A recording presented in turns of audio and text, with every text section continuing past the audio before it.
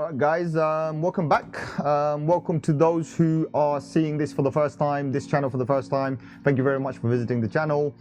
Here we talk about all sorts of crazy stuff, especially to do with cryptocurrency. Used to be all sorts of other stuff, but now we do mostly cryptocurrency and subjects that may help you basically with everyday living and, you know, keeping yourself safe and privacy and whatnot. And there's a little bit of conspiracy every now and then as well. So hope you guys enjoy what you're about to see. And welcome back to all the guys who are already subscribed. Thank you very much for supporting the channel. It's very good.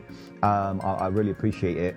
And you know, make sure to hit the like, subscribe and share button, also the bell button as well. That really helps, but we'll get back to that later on. Today I want to talk about something. Somebody asked me on one of the messages, I think it was yesterday. Yeah, yesterday he asked me, he said he's having some trouble using Binance. So what I wanted to do was basically try and make a kind of a tutorial, a double tutorial, 2-in-1, right? So let's do this kind of differently.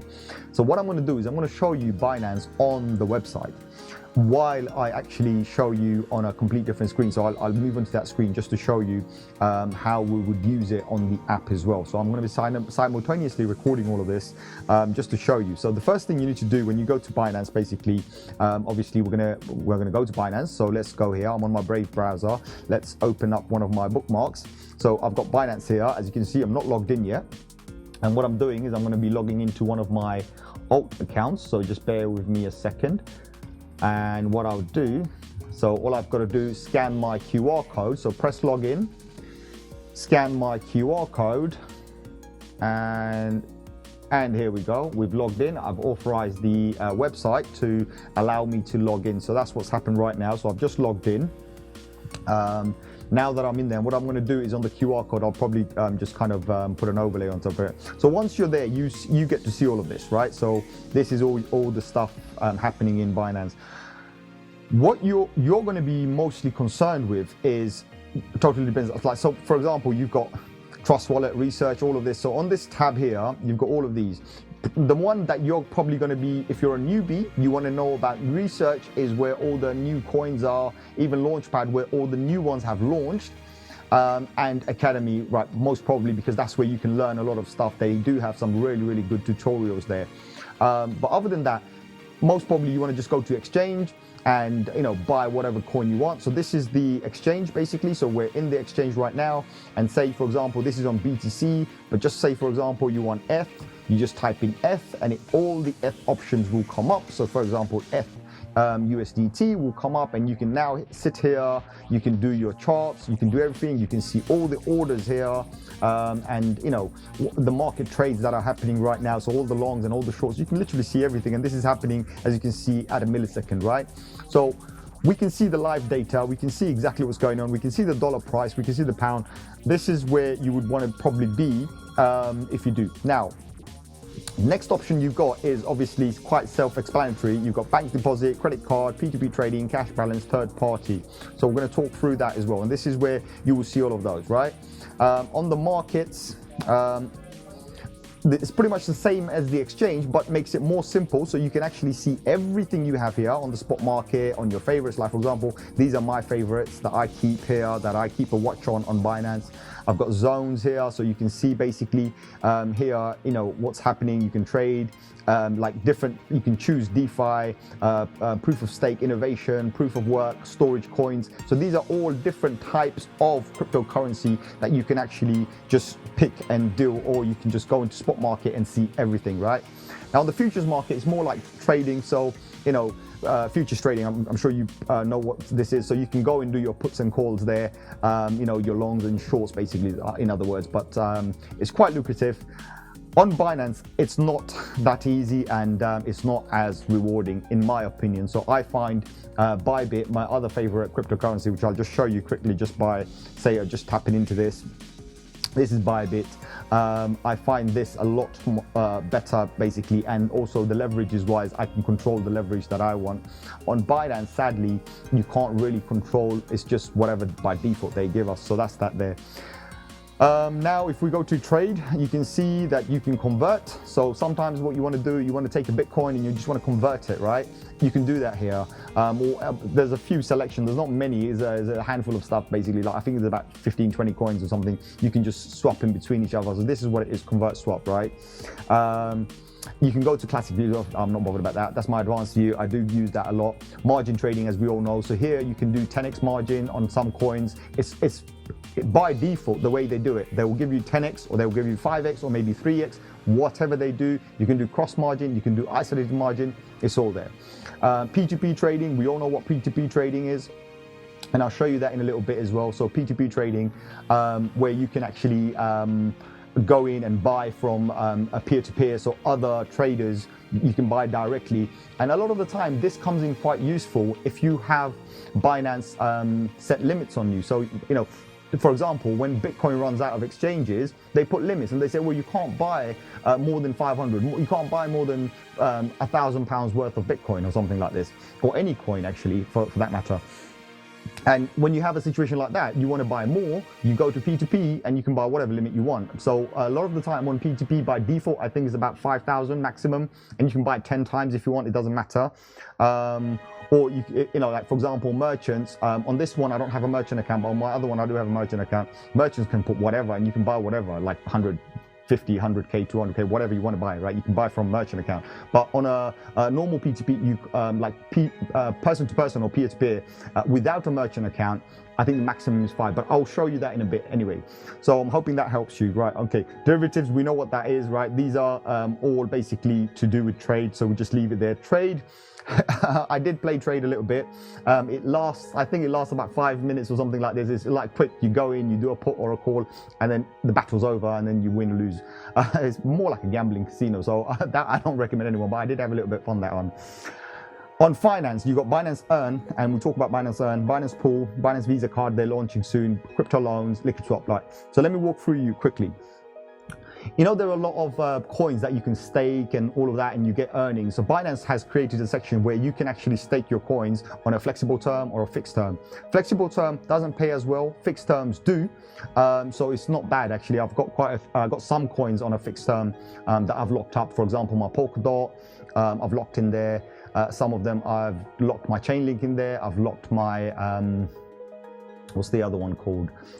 Yearn Finance. I've just recently locked my Yearn Finance in there. There's so many other shit coins in there, but those are there just to earn me a little bit more interest than what I have. So rather than holding it and doing nothing, and I know I'm not going to sell it today, so I usually lock it for 30 days, 60 days or 90 days, depending on my mood basically, and depending what I think about the coin. So I'll lock it in there and earn a little bit more interest basically.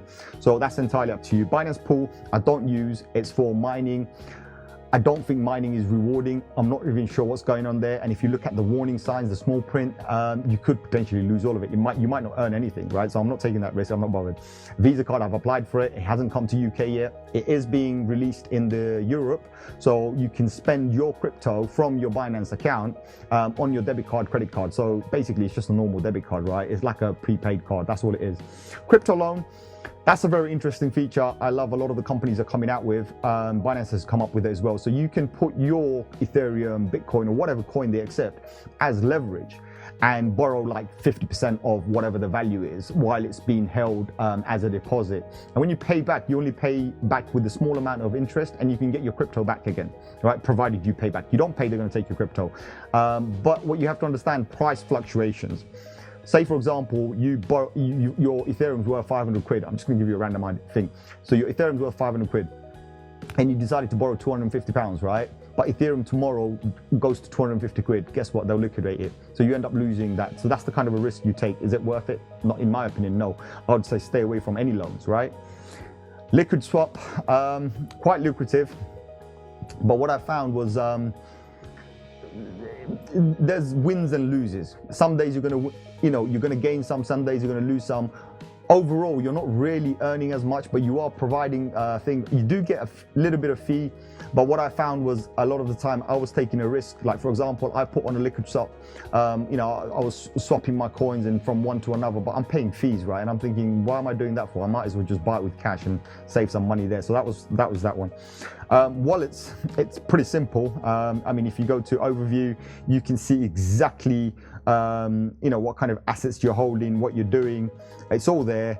You know, you can literally see an overview of everything, your spot account, how much is in your spot account, you can see that. You know, your margin account, what you got there. So for me, I think on one of my margin account, I forgot which one it was, I think it was on futures, I got like few dollars or a few pennies left or whatever. You can see all of those things on, you know, you can see like how much you got on your earn account, for example. So it's all there. You know, like you can see, for example, my estimated value here is this much. This is how much interest I've earned over whatever many days, I don't know how long, but that's my total asset basically there, telling me, you know, on my thing. If I go to my lock saving, you can see how much I've got on my lock saving. It doesn't want to load, but anyway, that's not the point. But the whole thing is, if you go to the overview, you can see how much is stuck in each one. You know, like, you know, what is stuck where. So you can see all of those things anyway. Normally, nobody would show you this, but this is my, this is one of my alt accounts, so I don't really care. You can see it. It's only, remember, on an exchange, right? Number one rule, remember this as well, please. Never ever on an exchange put more than about, in my opinion, I don't keep more than 10%. Because you never know when the exchange is going to decide to do a, you know, exit scam on you or go away or some problem or get hacked or something, right? So never put too much money in an exchange, right? Always maximum, I would say 10%. You know, in my case, in this particular account, it's only a very small amount. It's not even 10%. It's way smaller than that. But the thing is you just leave that there and just play around with it. This is one of my backup accounts that I use, so that's there. But yeah, on the, you can see all of the things. You can go to P2P, earn, pool card, whatever, right? You can go and see. This section here, you can see all your orders, right? So whatever orders you got, say you made a spot order, a margin order, a futures order, whatever orders you got your full history down here, and you can actually even download all of your, so if you go there, you can go to transaction history and download all of that. But I don't want to do that today. I want to show you, like, for example, so when you go there, you've come to Binance. So this is your home screen and you just want to buy some coins, right? So you can go to fiat or spot or just go to overview. And normally I'll just go to overview. And from my overview, I can go deposit, right? And it's telling me, what do I want to deposit? So I'll probably say, okay, I want to do a cash deposit or a crypto deposit or whatever, P2P, whatever. So just say cash deposit, right? So it's going to bring you to the cash deposit section and it's going to say, right, how do you want to pay? Do you want to pay with your bank Visa card or do you want to pay with faster payment? I have to be honest with you, bank Visa, they do charge 1.8. Actually, on faster payment, they do normally charge. Currently, they're doing 0% fee. But what you have to understand is it's not really faster payment. It's stupid. I'll show you in a bit, right? It's stupid money. It's just a thing. Bank Visa, you put it in there. Now, what you'll notice as well, there's certain limits that they have. So for example, if I go here and just type in for whatever reason, then you can see the maximum limit they gave me was 43,800 I can put in with my bank Visa card. But then when I do faster payment, I can only do 4,000, right? So each account has a limitation, right? And this particular account has this kind of a different limitation here. And as you can see what's going on. So let's just for the sake of it, just say, okay, I'm going to pay with my bank and I'm going to put, let's say 4 grand in there, right? Let's say 4 grand maximum. We're going to put 4 grand in there. So you can see my fee is nothing, which is fine. Continue. This is what's going to come up. So we just, I'll blank some of that. And you can see basically how, you know, what details I have to pay to, all the beneficiary names and everything, how much the amount is. And if you go to transaction history, again, I'm going to blank half of this out, but you can see that the last few payments have not been faster pay. Before it used to be, but now it's not faster pay. So that's something you have to understand as well, how it works. And other than that, I mean, it's pretty straightforward. So from here, you can do all of your verifications and everything you want. If you want to download the app, you can actually just download the app straight from here as well. So it's quite clever. Go there, more download options and just carry on. Choose your currency. But other than that, it's actually pretty simple. So yeah, if you want to trade, the only place you remember you're going to trade is you're going to go to your interface. You can do the classic interface or you can do the advanced interface. It's entirely up to you, right? And you can just buy and sell, do whatever you want. Also on the academy, or actually even on the help, sorry, 1 second. Even on the help, you can actually see, so if you go here and if you click this particular link here and then you go to help, there's a section there. From that, so let me just show you actually. Give me a second.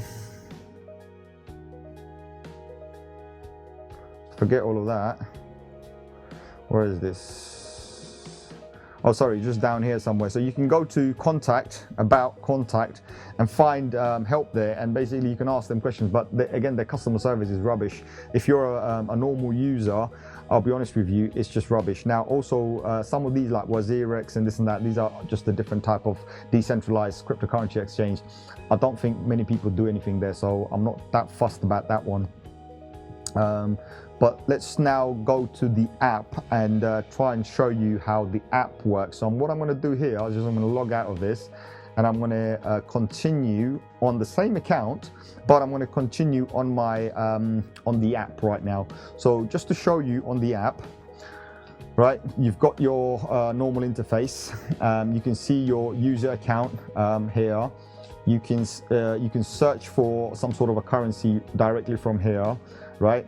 Obviously you've got your scanner on the corner there, so let's leave that. You've got all your other options. Now, the best thing to do when you go there is, my opinion, is you either go to market if you want to do a trade, right? And you want to buy something, sell something, you go there. Yeah, buy something, sell something, you just go up here and do whatever you want. So say for example, when you buy something from here, you buy it from here. Say for example, you want to do some trading, so you can do futures trading, options trading, everything there. On the wallet functions, obviously all the wallets are here. You can see, so anything you want to do here, you can see from here. You can see your spot, what you have available. You can see your margin wallets, futures. Like for example, on my earn, my total amount of earn on this particular account, you can see here, pool 0, I don't do pool.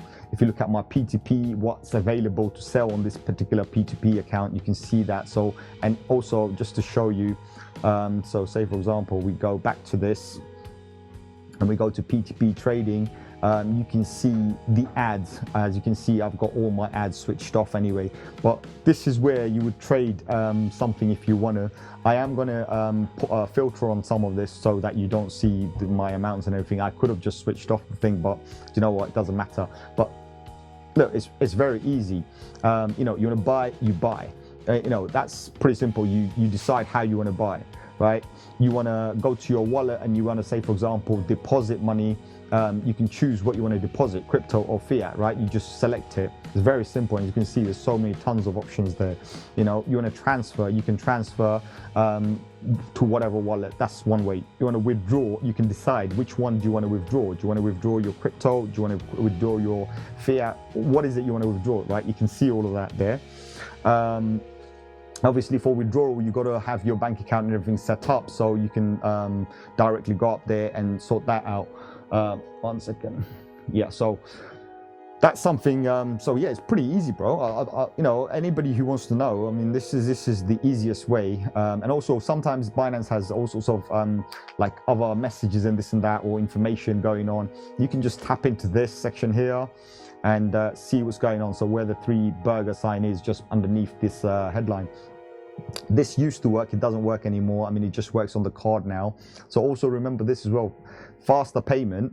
Oh, it works now. Okay, faster payment wasn't working on the app before. Now it's actually working, which is quite good, because before it used to be only websites. So that's quite cool. And then obviously here you've got your options, same thing anyway. Deposit GBP or buy with GBP, it doesn't make a difference, the same thing. You can just buy with your card. But the interface is pretty cool. One other thing I want to show you is there is a lot of people who might be using Binance Lite, and this is the Lite versions, right? So you can see what happens when you open up Lite. It has this kind of a feel of very similar to Coinbase. I don't know if you know that, right? So Coinbase, very similar to Coinbase. So you just basic data, what you want to trade, it's just there. Say for example, you want to buy, sell, deposit, it's just there. And then you've got your wallets, right? So everything you have in your wallet is going to show up here as well, which is quite cool. So simple user, simple everything. I mean, okay, it's not pulling out all my data for whatever connection issue, but as I said, it's quite simple, it's quite easy. I'm sure this is going to help you. So this is like the most basic way of doing it on the app. Very easy. So yeah, I mean, you can see your total balance, whatever. What's that? Yeah, so sorry, 1 second, sorry. Yeah, that's my last YouTube video that just went on. So Oh yeah, there it is. Yeah, so if you hit the little I button, you can hide your funds and everything, but it doesn't matter. So I hope this helps. And also, if you want to get out of this, you can just switch off Binance Lite and go back to the main one and carry on. And so yeah, that's pretty much a little rundown of how to use the Binance. It's pretty simple, as I said. It's just a matter of basically you finding the interface that you want to use. But normally, if you're just going to go buy, sell, transfer, or something like this, it's pretty easy. It's not that hard actually. Just kind of self-explanatory. That's pretty much it. You know, so I'm hoping that this information helps you and you get to understand that it's not that hard. It's quite easy. You know, okay, basically I've been using it, so I've been using it quite long. But the point is self-explanatory. That's the thing. The website can be a little bit confusing, but again, it totally depends on what you're going in there for. Are you going in there for a trade? Then go to the exchange. Are you going in there to buy? Then go to your wallet. Are you going in there to sell? Go to your wallet. So that's the kind of stuff you have to understand. You know, also limitations and, you know, when to use certain things to buy or sell, or, you know, those kind of stuff. So guys, as usual, I'm always going to shout about it. Like, subscribe, share, press the bell button. So it's very important because it helps the video, it helps the algorithm. And if there's something else you want to see, basically just shout at me. All right, I'm here, you know what I mean? So I'm on the messages. Anybody wants to know anything, I'm happy to send it to you. I don't mind showing it, whatever. And I'm hoping this one particularly for the brother helps you get around any kind of confusion you have around Binance. It's not that hard. So hopefully that helps. And by the way, I know you're on Coinbase Pro. Bro, that's rubbish. It's useless. Coinbase Pro is for kind of trading with some of the main coins. It's not the best ones. Also, the other one I was going to say is there's another company that I would like you to check out. Give me a second. I'm just typing it in right now. Give me a second. So I want you to check this particular company out, right? So this is a new company, and they're pretty good as well. Pretty easy. I have downloaded them. So I have downloaded their app and everything, and, you know, had a little whiz around. I've still got some stuff I need to set up on that, but I think this is what I'm going to be using as a backup because they're doing quite good. So as a backup, I wouldn't mind using Swissborg. Have a look. They also have a cryptocurrency as well. And currently, if you look at the market cap, you can see Swissborg is actually doing quite good. So let's have a look at Swissborg. Give me a second. Where is it? Let's try and find it. There you go, Swissborg. Today down a little bit, but it's been doing quite well. In fact, if you look down here, we were just like, you know, it was quite low and now it's started to move up. So Swissborg is doing quite good. Highly recommend that. Also, actually, while I'm on that, let's have a look and see how the market's been doing and who's been doing the best.